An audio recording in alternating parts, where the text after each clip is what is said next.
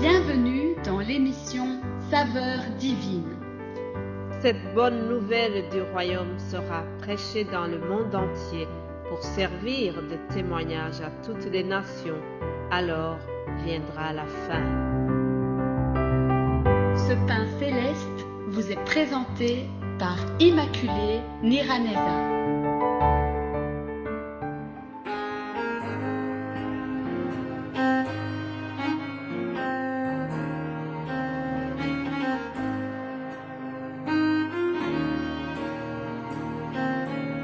Je vous salue très chers amis à l'écoute de cette émission, que la paix de Christ soit avec vous.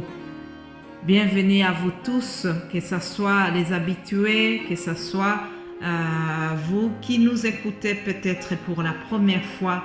Nous vous souhaitons tous la bienvenue, que Dieu nous bénisse ensemble.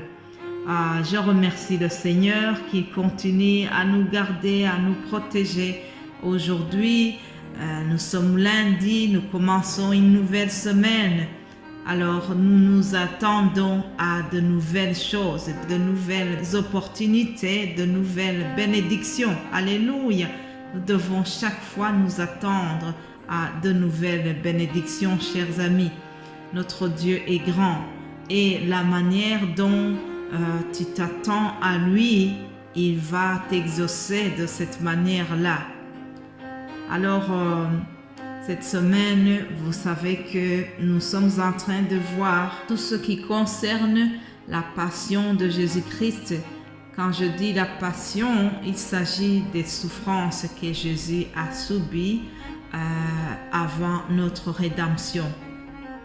Jésus-Christ a souffert pour que toi et moi nous soyons sauvés. Jésus-Christ s'est donné, il s'est sacrifié à la croix pour sauver l'humanité.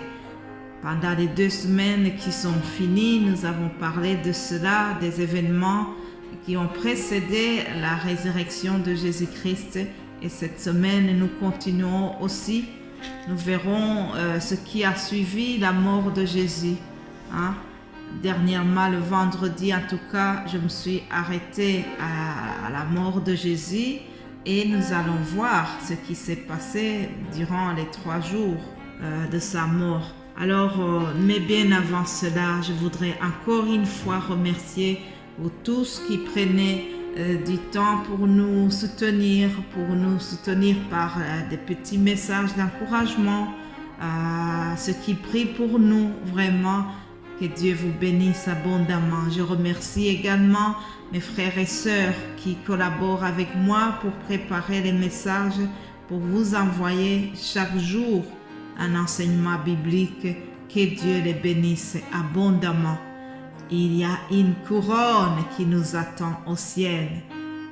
Chers amis, ne nous décourageons pas. Il y a une récompense qui nous attend au ciel. Alléluia. Alors, chers amis, nous allons continuer donc concernant les souffrances que Jésus a eues à la croix. Et comme j'ai déjà dit, vendredi, nous sommes arrêtés sur sa mort. Je voudrais lire un passage de Matthieu 27,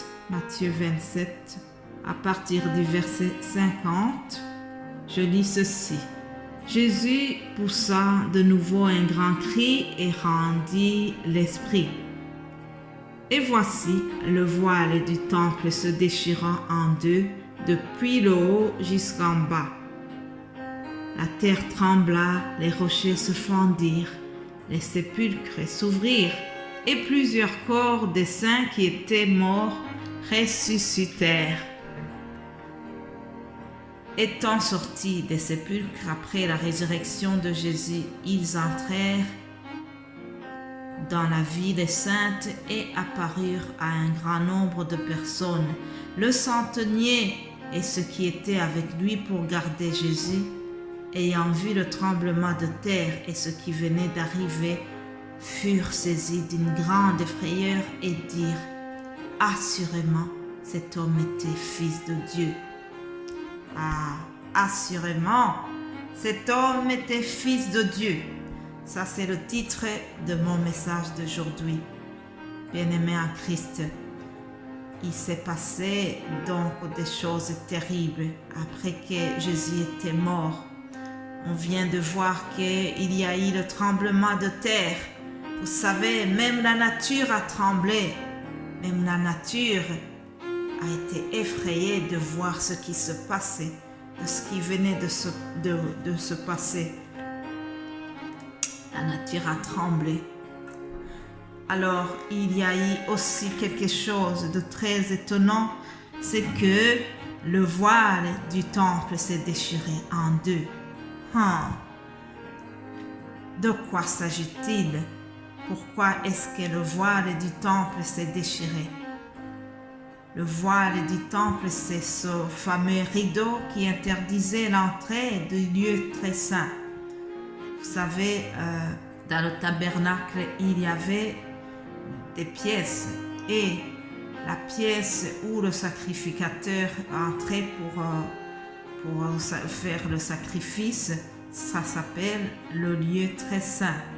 Alors il y avait un genre de rideau qui séparait donc le lieu très saint et l'autre pièce. Lorsque Jésus-Christ est mort, ce rideau s'est déchiré en deux. Qu'est-ce que cela signifiait? Cela signifie que l'accès à Dieu est désormais offert à tout le monde. On n'a plus besoin d'un intermédiaire. On n'a plus besoin d'un souverain sacrificateur pour aller parler à Dieu, pour aller demander pardon à Dieu. L'accès est direct.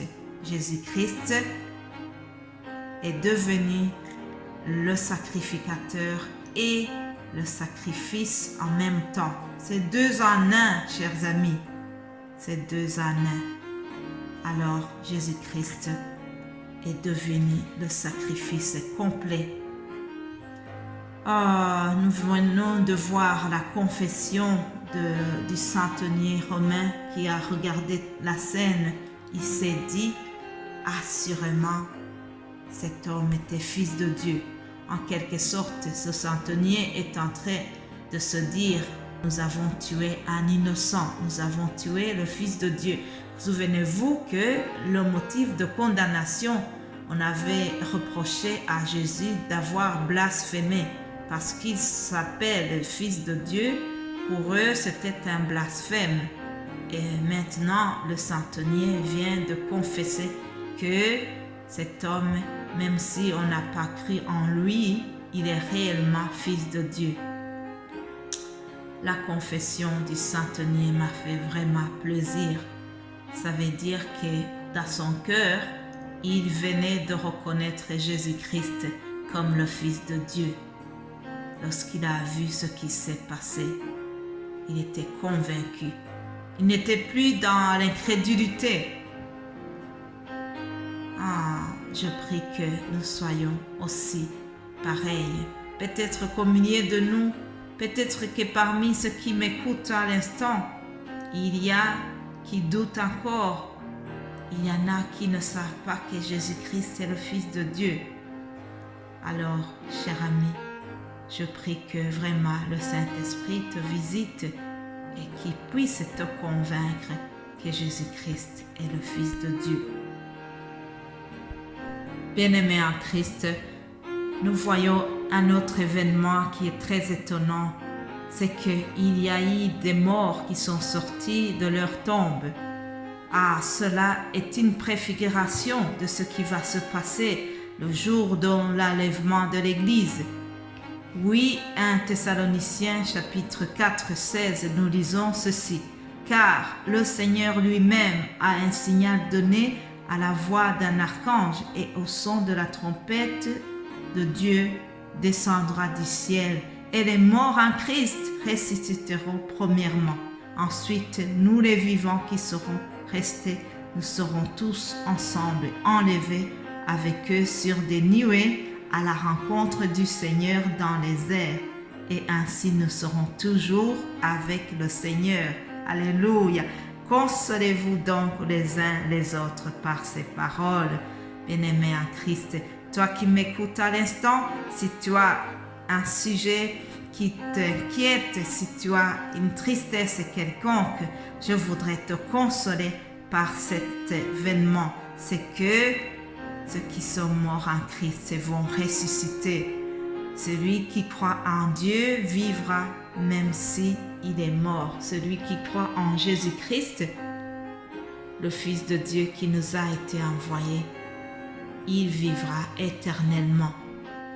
C'est une des raisons pour lesquelles Jésus est venu pour mourir à la croix pour nous. Alors, je te console par cette déclaration. Notre temps est terminé. Nous allons continuer demain. Passez une belle journée. Bonne semaine à l'écoute de la saveur divine. Soyez bénis au nom de Jésus-Christ. Amen.